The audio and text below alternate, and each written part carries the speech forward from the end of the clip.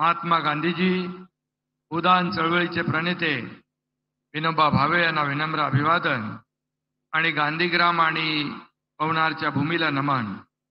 भारतीय राज्यघटनेचे शिल्पकार महामानव भारतरत्न डॉक्टर बाबासाहेब आंबेडकर यांना विनम्र अभिवादन आणि देशाचे लोकप्रिय आणि यशस्वी आणि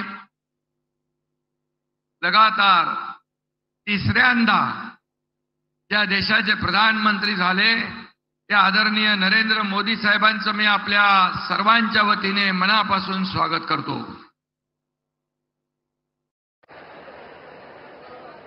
खरं म्हणजे आजच्या या कार्यक्रमाला उपस्थित राज्यपाल राधाकृष्णन साहेब,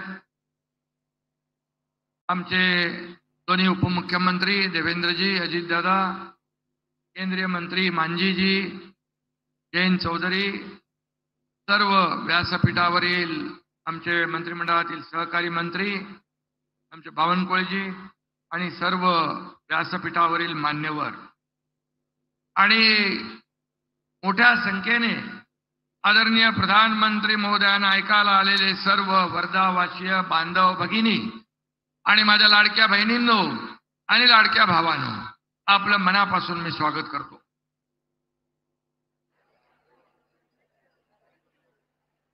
मोदी जी के 10 साल के सफल कार्यकाल का वर्णन करते हुए मैं ये कहता हूं, 10 साल बेमिसाल नरेंद्र मोदी जी है विकास की नई मिसाल। लगातार तीसरी बार इस देश के प्रधानमंत्री पद संभालने वाले माननीय मोदी जी के नेतृत्व में एनडीए सरकार के 100 दिन पूरे हुए हैं। मुझे इसमें कोई संदेह नहीं है कि मोदी जी तीसरी बार तीसरे कार्यकाल में प्रगति की गति 3 गुना बढ़ाएंगे और हमारे भारत को नई ऊंचाई प्रदान करेंगे। ये 100 दिन तो एक झांकी है, मोदी साहब की बड़ी इनिंग अभी बाकी है। मोदी जी के नेतृत्व में देश को महासत्ता बनाने का 140 करोड़ जनता का सपना 100% पूरा होगा। आने वाले वर्षों में हमारी एनडीए सरकार दुनिया के सबसे ताकतवर देश की सूची में भारत का स्थान मजबूत करेगी, ऐसा हमें विश्वास है। 21वीं सदी भारत की सदी, ऐसा मोदी साहब ने कहा था। हमारा भी यही कहना है कि 21वीं सदी भारत की सदी, क्योंकि देश के कप्तान है नरेंद्र मोदी, और इसलिए मैं उनका फिर एक बार तहे दिल से स्वागत करूंगा। आज पीएम विश्वकर्मा योजना को 1 साल पूरा हुआ है। कारीगरों का हुनर पहचानना, उन्हें सप्लाई चेन की मुख्य धारा में लाना, उन्हें मार्केटिंग ब्रांडिंग का सपोर्ट करना, इतनी दूरगामी सोच सिर्फ मोदी जी ही हो सकती है। इसलिए जब प्रदर्शन में हम गए थे तो कई कारीगर कह रहे थे, हम इतने छोटे छोटे कारीगर हैं, आज छोटा छोटा व्यवसाय करते हैं, लेकिन इतने बड़े देश के प्रधानमंत्री हमारे बारे में इतनी बारीकी से सोचते हैं। ऐसे प्रधानमंत्री हमने देखे नहीं। मैंने कहा ना देखे हैं ना देखोगे भी, क्योंकि मोदी जी ऐसे हर विभाग को, हर सेक्टर को मेन स्ट्रीम में लाना चाहते हैं, उद्योजक बनाना चाहते हैं, लोगों को रोजगार देना चाहते हैं। और इसलिए आज महाराष्ट्र में पीएम विश्वकर्मा योजना में 14,72,000 से ज्यादा एप्लीकेशन रजिस्टर हुई है। इस योजना के माध्यम से छोटे व्यवसाय को लोन दिया गया, इससे कारोबार बढ़ा, रोजगार के अवसर पैदा हुए और देश की अर्थव्यवस्था भी मजबूत हो रही है। यह मोदी जी के सबका साथ सबका विकास के समग्र दृष्टिकोण का सबसे अच्छा उदाहरण है। और इस योजना की पहली वर्षगांठ पर मैं पूरे विश्वकर्मा समाज की ओर से प्रधानमंत्री मोदी जी को बहुत बहुत धन्यवाद देना चाहता हूं। मोदीजींनी देशातील महिलांना आत्मसन्मान मिळवून दिला। 10 वर्षात ग्रामीण भागातल्या 10 कोटी महिला आत्मनिर्भर झाल्या।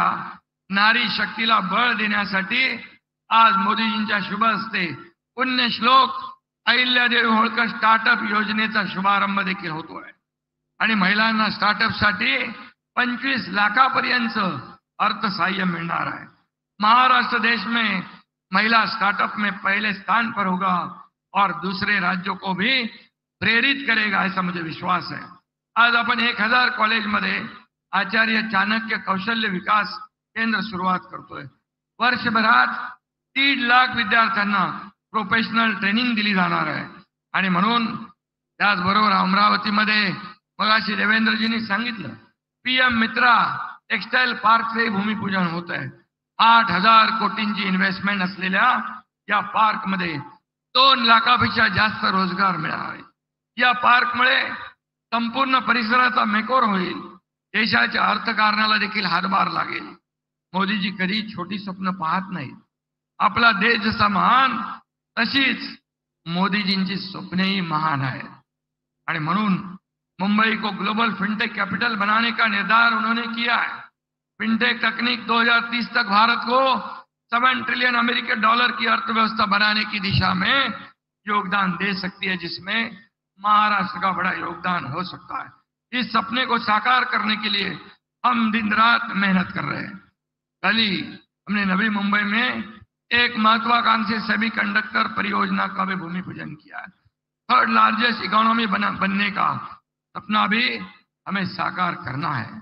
मोदी जी पूरी दुनिया में देश का मान सम्मान बढ़ा रहे हैं और मनी लॉन्ड्रिंग और टेरर फंडिंग को भी रोकने में भारत की कोशिश प्रभावी बन रही है और यश भी मिला है, ऐसा FATF ने कहा है।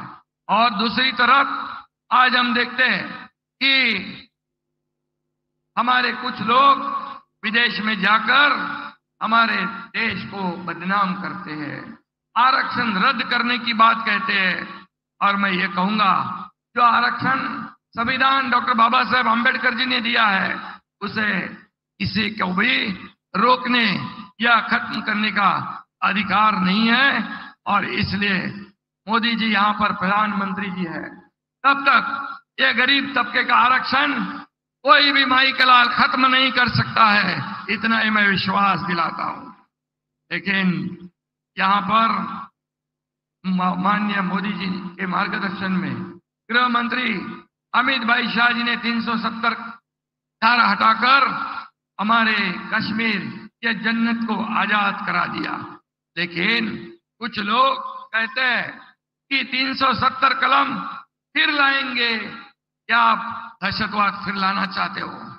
क्या पाकिस्तान की बोली बोलने वाले लोग जो ये 370 जो कलम हटाने के बाद ये कश्मीर का विकास हो रहा है, क्या विकास को रोकना चाहते हो? आतंकवादियों से मिलकर मिलीभगत करना चाहते हो? और इसलिए कांग्रेस को इसका भुगतान भोगना पड़ेगा, इतना ही मैं कहूंगा। मोदी जी ने कई क्रांतिकारी फैसले लिए हैं। अब प्रधानमंत्री मोदी जी ने 1 नेशन 1 इलेक्शन का ऐतिहासिक निर्णय लिया है। मैं मोदी जी का अभिनंदन करता हूं, उनका स्वागत करता हूं। आज पूरा देश उनके साथ खड़ा है।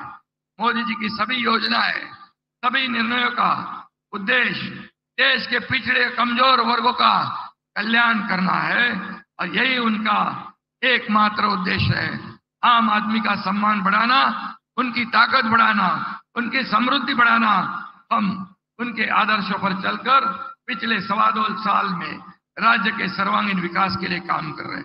इसलिए लाडली बहन योजना हो, लाडला भाई योजना हो, 1 करोड़ 60 लाख हमारी लाडली बहनों के खाते में महीने में 1,500 रुपया, 2 महीने के 3,000, सालाना 18,000 रुपया ये जमा हो रहे हैं। ये संख्या 2.5 करोड़ तक पहुंचेगी। और एक लड़की योजना हो, अन्नपूर्णा योजना हो, लड़कियों को मुफ्त में प्रोफेशनल एजुकेशन हो, वयोश्री योजना हो, तीर्थ दर्शन योजना हो, ये सब योजनाएं नई क्रांति समाज में लाएगी और मोदी जी के नेतृत्व में महाराष्ट्र के नए विकास के नए शिखर पर पहुंच रहा है। प्रधानमंत्री जी के आशीर्वाद से महाराष्ट्र का विकास बुलेट ट्रेन की तेज रफ्तार से होगा, ऐसा मैं विश्वास व्यक्त करता हूं।